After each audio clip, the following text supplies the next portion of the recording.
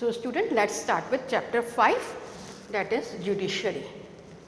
Given page number 55, open page number 55. We are going to discuss the points.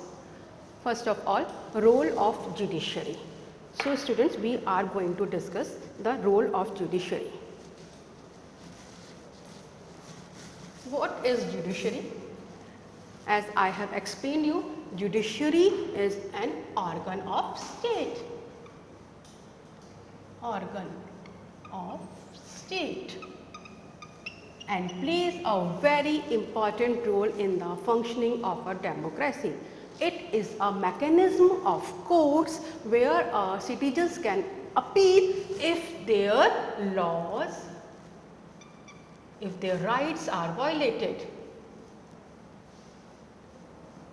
Rights are violated. I am again explaining you, we are discussing here chapter 5, Judiciary, which is an organ of a state and plays a very important role in the functioning of a democracy. It is a mechanism of a courts which enforce the rules of law also. Enforce rule of law. Rule of law is not need to explain you again. I have explained you several times in the previous chapter. So first of all, we talk that rights are violated, then citizens can appeal if their rights are violated, and it plays a very important role in to enforce rule of law. Okay.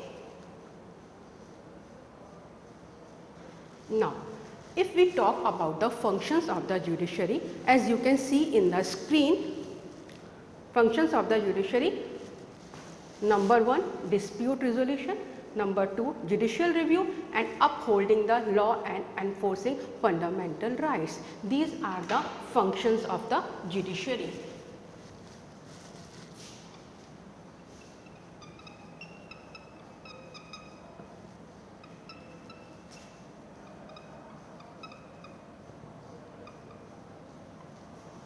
Number 1,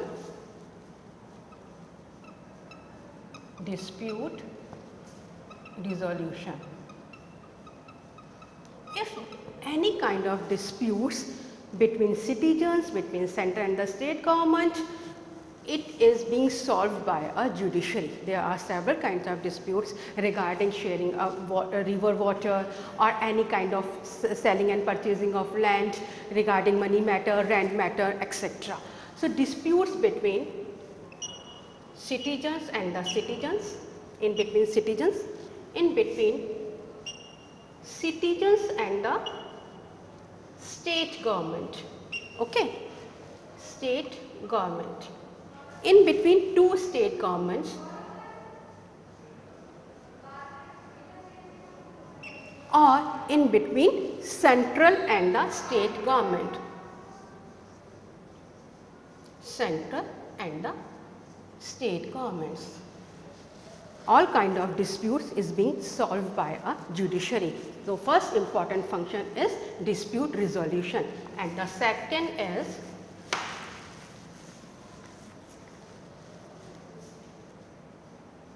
judicial review. It is very important for you to understand. Court has a power to modify or cancel the law if it finds that they do not adhere to the constitution. Okay. The judicial review means clear that the judiciary has a right to modify or cancel the law that has been passed by the parliament if that do not adhere to the constitution. And the last one is upholding law and enforcing fundamental rights. As I have told you about the fundamental rights in the previous chapter, that it is a right which is mentioned in our constitution, that every citizen is being means if their rights are being violated, they can appeal to the government. So to protecting the fundamental rights of the citizens, judiciary plays a very important role.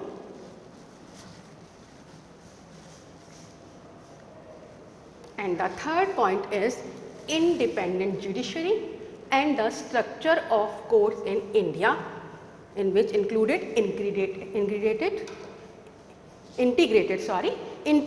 judicial system. Okay.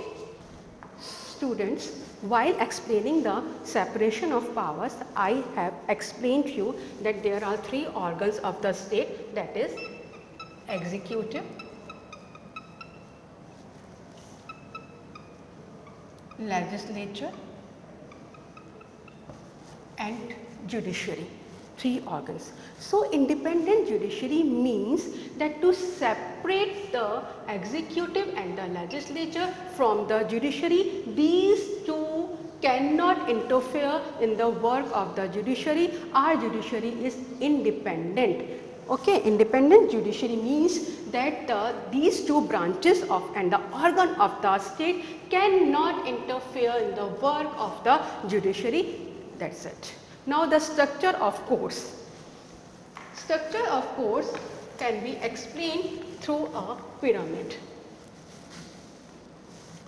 Students, if we talk about the lower stage, there are numeral courts. As the state is divided into districts, there are several districts and the district courts which is presided by a district judge. At lower level, there are several courts, but if we talk about at the supreme, there is only one apex level, that is Supreme Court.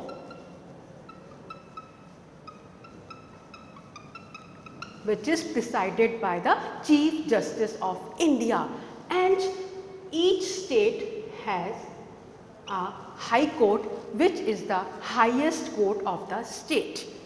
Clear? Now, the branches of legal system, we will discuss this in the question in detail. That is here it is important for you to know that there are two branches, that civil law and the criminal law. Different kind of offences come under civil law and the criminal law respectively. Now, everyone has access to courts.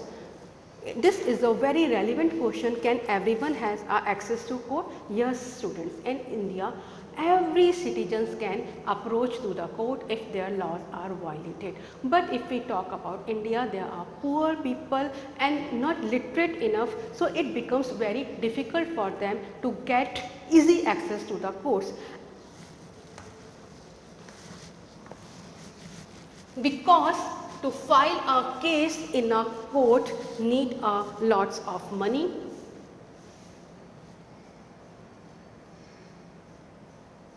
time, paperwork. Sometimes it is not possible for a common people to get easy access to the courts just because of these barriers, that is money, time and paperwork.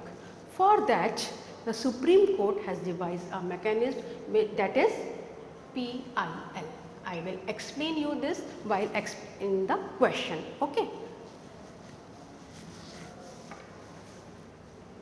Now, the internal questions time.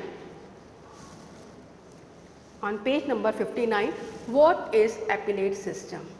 This means, students, that I have told you that there is a hierarchy. Once the person appeals to a district court and he or she is not satisfied by the decision given, so he or she can appeal to the High Court.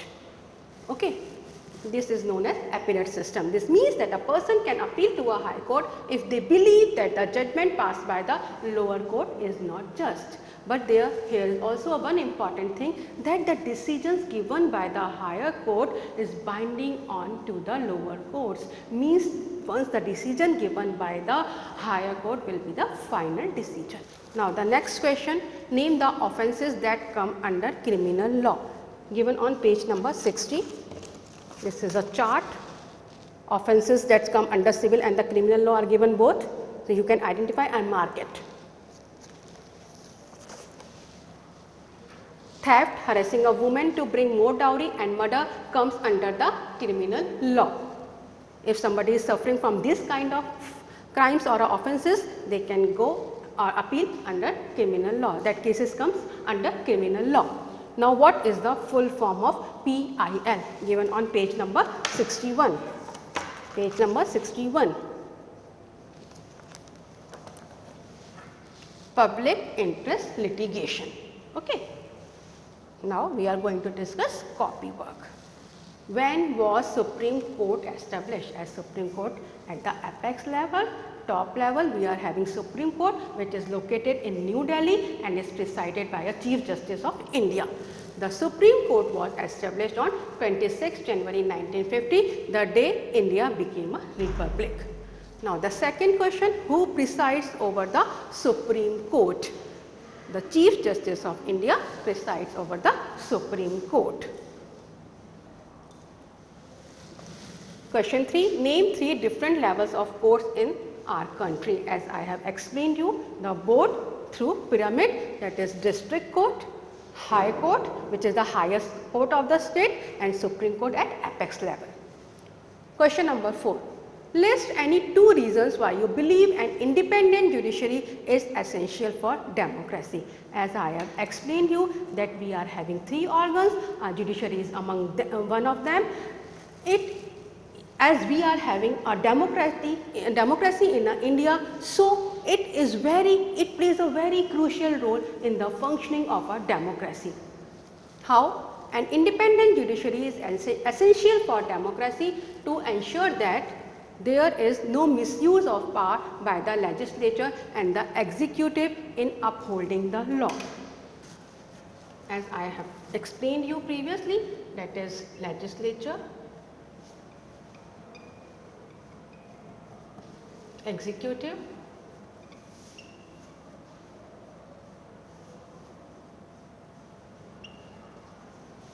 and judiciary are the 3 organs, and we are having an independent judiciary. These 2 organs cannot interfere in the work of the judiciary. The decision taken by the judiciary will be the final decision, just to stop the misuse of the powers by these 2 organs. We are having an independent judiciary and also for a smooth functioning of a democracy. The last point is independence of judiciary allows the court to protect the fundamental rights of citizens. As we have read in the functions of the judiciary, number 3, upholding the rights of and the fundamental rights of the citizens, the judiciary plays a very crucial as well as the important role.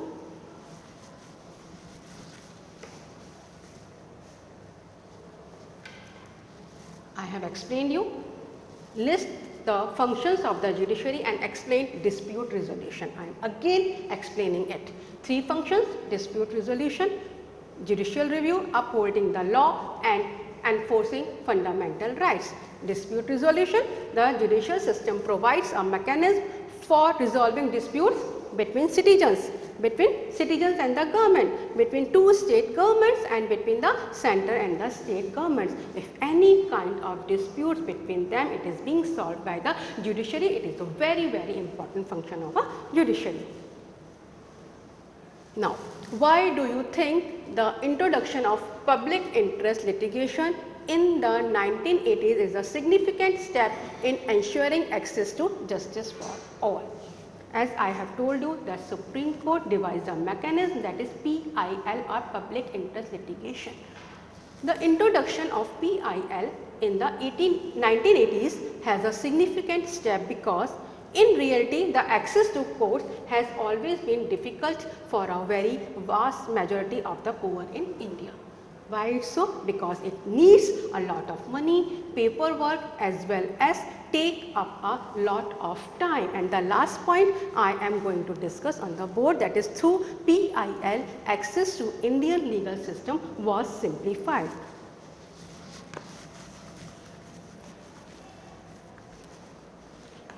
Students, learn the full form of PIL, that is public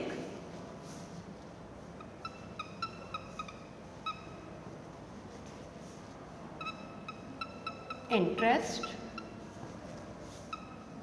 litigation. It is the mechanism devised by a Supreme Court for the poor people so that they can get easy access to the courts. It is a very simple form. It allows any individual or a person related to the person whose rights were violated, he or she can write or just fill a form of PIL addressed to Supreme Court, can be sent on the behalf of the person whose rights are being violated. I am again explaining this. What is PIL? PIL means that individual or an organization can file a case on the behalf of the person whose rights were violated. So, it is just a simple form. By sending a telegram or a letter addressed to Supreme Court or a High Court, it would work like a filed case. So, it has become easier by the device mechanism of the Supreme Court to just file a case for a poor people who is depending on, whose family is depending on a daily wages, and it is not easy for them to file a case in the court. Anybody, any organization can file on their behalf.